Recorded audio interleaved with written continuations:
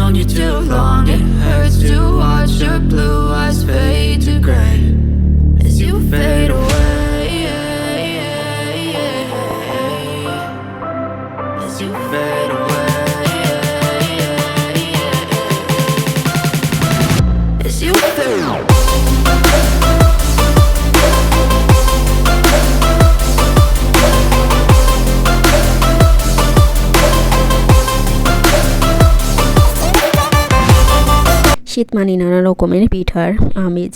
তো আমরা সবাই নানা রকমের নকশি পিঠা, অনেক রকমের পিঠা তৈরি করি। তো আজকে একটু ভিন্ন ধরনের নকশি পিঠা তৈরি করলাম। দেখুন, এটা হচ্ছে অন্যরকমের একটি নকশি পিঠা। তো আমি এই পিঠাটা কীভাবে তৈরি করলাম সবাই পাশে থাকো এবং পুরো ভিডিওটা দেখবেন, তাহলেই বুঝতে পারবেন। তো আগে একটা আমি ভিডিও দিয়েছিলাম, সেই ভিডিওর ওই প্রথম পার্ট দিয়েছিলাম, এটা দ্বিতীয় পার্ট। তো সবাই দেখতে থাকুন। তো এই যে দেখুন, আসসালামু আলাইকুম, সবাই কেমন আছেন বন্ধুরা। তো আমি এরকম গোল রাউন্ড করে নিতেছি একটা ডিব্বার একটা ঢাকনা নিয়ে। এভাবে আপনারা গোল গোল করে করতে পারবেন, এটা সমান হবে একবারে।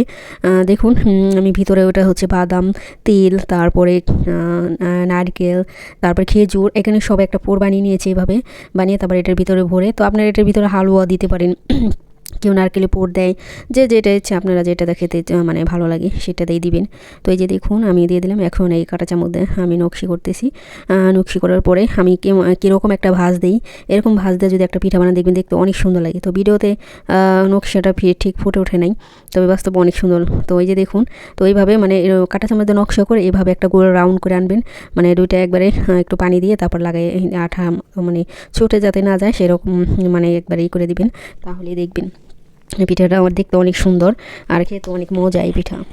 তো কে কে এই পিঠা এরকম খেয়েছেন বা এটা নতুন ধরনের মনে হয় কিনা। তো নতুন এটা আমার আইডিয়া দিয়েই, আমি কারোরটা দেখে নেই, আমি নিজের ইচ্ছে এটা বানাইলাম। তো কেমন হয়েছে সবাই বলবেন, পুরো ভিডিওটা দেখবেন সবাই, প্লিজ দয়া করে কে স্কিপ করবে না, মানে ছোট্ট একটা ভিডিও। তো এই যে দেখুন সবাই পুরো ভিডিওটা দেখবেন। দেখুন আমি কিভাবে তৈরি করতেছি, অনেক সোজা পিঠা বানানো অনেক সোজা, তবে একবার দুবার দেখলেই ট্রাই করলে কয়েকবার প্রথম হয়তো একটু খারাপ হবে। তো আমি আবার পিঠাটা অতটা বানাই না, কিন্তু ভিডিওর জন্য ইউটিউবে যেহেতু ভিডিও দিই সে তো পিঠা বানাই, কিন্তু আমরা বিশেষ করে পিঠা কিনাই খাই। তবে বিদেশে এখানে তো পিঠাটা পাওয়া যায় না, এখানে দেশে থাকতে কিনে খাইতাম, বেশি বানাইতাম না। তো এই যে দেখুন আমি কিভাবে বানালাম। তো সবাই পুরো ভিডিওটা দেখুন। এই পিঠাটা কিন্তু দেখতে অনেক সুন্দর আর কাটা চামচের নকশাটা অনেক সুন্দর। তো ভিডিওতে মানে পুরোটা ফুটে ওঠে নাই, সেই জন্য আর কি। তো এই যে দেখুন এইভাবে কাটা চামচ দিয়ে এইভাবে নকশি করবেন। নকশি করার পরে তারপরে আপনার ইচ্ছা করলে এই পিঠাটা আরেকটা নকশি করা যাবে, মানে দুই পাশে যদি একটু টান দিয়ে হয়। তো আমি আবার এটা রাউন্ড করে একবার গোল করে নিয়ে আসছি। দেখুন ওই আমি কতটি বানাইছি, দেখুন কয়েকটা, অনেক সুন্দর দেখতে, মানে খেতে অনেক মজা। এটা যদি আপনারা দুধে ভিজেও খেতে পারবেন, মানে সব রকমের ভাবেই। কেউ তেলে ভাজতে পারেন, কিংবা সেদ্ধ করতে পারেন, যেভাবে ইচ্ছে সেভাবেই খেতে পারেন। এই যে দেখুন আমার পিঠা সম্পূর্ণ হয়ে গেছে, অনেক সুন্দর হয়েছে দেখতে পিঠাগুলো, অনেক। এই যে দেখুন কতগুলো পিঠা, অনেক সুন্দর হয়েছে পিঠাগুলো।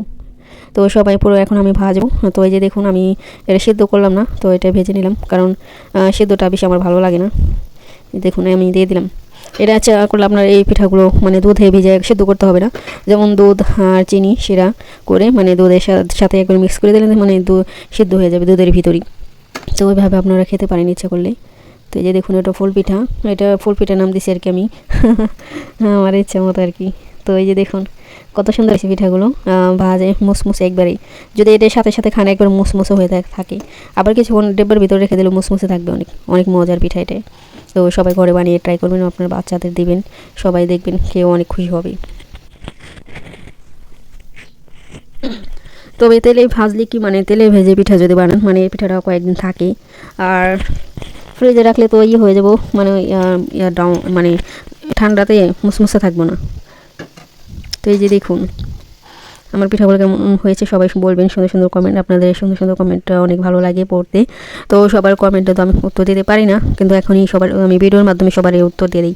সবাইকে অনেক ধন্যবাদ, অসংখ্য ধন্যবাদ। আপনাদের কমেন্ট, এত সুন্দর কমেন্ট পেয়ে আমি অনেক উৎসাহ জায়গা আমার ভিডিও বা নতুন ভিডিও বানানোর জন্য। তো এই যে দেখুন আমার পিঠাগুলো ভাজা হয়ে গেছে তো কেমন হয়েছে সবাই বলবেন। সুন্দর, অনেক সুন্দর পিঠা, নাস্তা, সকালে নাস্তা বা রাতের বিকালের মানে নাস্তা হিসেবে এগুলো খেতে পারেন আপনারা বানিয়ে ঘরের ভিতরে। বাচ্চাদের দিলে তো খুশি হয়ে যাবে এরকম পিঠা বানিয়ে দিলে। তো তো এই যে দেখুন আরেকটা এটা আমি দেখাইতেছি এটা কিভাবে করবেন। তো এইভাবে মানে আস্তে ধীরে, তো আমি এক হাত দিয়ে ক্যামেরা ধরছি আর মানে রেস্টেন্টে লাগাইনি, এর জন্য মানে বা হাত দিয়ে তো নকশা করা যায় না। তো করতেছে আর কি, আপনাদের দেখাইতেছি মানে কিভাবে করবেন। মানে কাটা চামচ দিয়ে এত সুন্দর নকশি হয় এটা তো সবাই জানে না, কিছু কিছু মানুষ জানে হয়তো, সবাই তো জানে না। তো আপনারা এইভাবে করে যারা পিঠা পুলে বেশি শীতের মধ্যে বেশিরভাগই পিঠা পুলে খায়, অনেকেই পিঠা পছন্দ করে শীতের ভিতরে। তো এইভাবে নকশি খুব সহজে একবারে, মানে খুব ধরে পিঠা বানাইতে কিন্তু অনেক টাইম লাগে, কিন্তু এভাবে করলে খুব তাড়াতাড়ি হয়ে যায়। তো বাসায় এইভাবে ট্রাই করবেন সবাই, তো দেখবেন খুব ভালো লাগবে। তো এরকম যদি পিঠা করে বানাইতে মানে এটা আমি আর কি আমার নারকেলের পুরটা মানে বাদাম তো ভিতরে আর মানে শক্ত, ওইটা শক্ত হয়ে গেছে পুরটা, এই জন্য মানে ওটা বাঁকা আসে না। আপনারা যদি অনেক কিছু লাগান দেখবেন বাঁকাইলে অনেক সুন্দর হবে এই পিঠাগুলো, কিন্তু আমার ওটা শক্ত হয়ে গেছে। তো সবাই ভালো থাকবেন।